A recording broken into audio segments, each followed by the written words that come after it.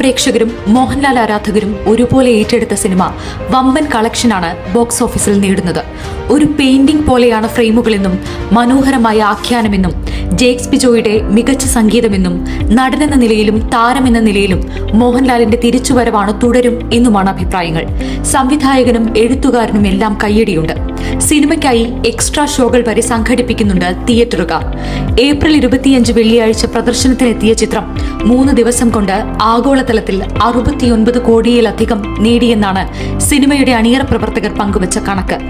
ആദ്യ ദിനത്തിൽ മാത്രം ചിത്രം ആഗോളതലത്തിൽ 17 കോടിയിലധികം രൂപ നേടിയതായാണ് ട്വിറ്റർ ഫോറങ്ങൾ റിപ്പോർട്ട് ചെയ്തത്. ജനപ്രീതി കണക്കിലെടുക്കുമ്പോൾ വരും ദിവസങ്ങളിൽ സിനിമ 100 കോടി കളക്ഷൻ മറികടക്കുമെന്നാണ് അനലിസ്റ്റുകളുടെ നിഗമനം. കേരള ബോക്സ് ഓഫീസിൽ തിങ്കളാഴ്ച മാത്രം 6.84 കോടി നേടിയെന്നാണ് റിപ്പോർട്ടുകൾ. KR സുനിലിനൊപ്പം തരുണും ചേർന്നാണ് ചിത്രത്തിന്റെ തിരക്കഥയൊരുക്കിയിരിക്കുന്നത്.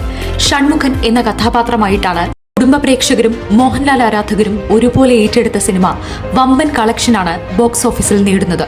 ഒരു പെയിന്റിംഗ് പോലെയാണ് ഫ്രെയിമുകളെന്നും മനോഹരമായ ആഖ്യാനമെന്നും ജേക്സ് ബിജോയുടെ മികച്ച സംഗീതമെന്നും നടനെന്ന നിലയിലും താരമെന്ന നിലയിലും മോഹൻലാലിന്റെ തിരിച്ചുവരവാണ് തുടരും എന്നുമാണ് അഭിപ്രായങ്ങൾ. സംവിധായകനും എഴുത്തുകാരനും എല്ലാം കയ്യടിയുണ്ട്.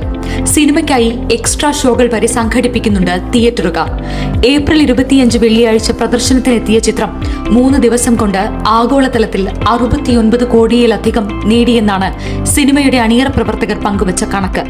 ആദ്യ ദിനത്തിൽ മാത്രം ചിത്രം ആഗോളതലത്തിൽ 17 കോടിയിലധികം രൂപ നേടിയതായാണ് ട്വിറ്റർ ഫോറങ്ങൾ റിപ്പോർട്ട് ചെയ്തത്.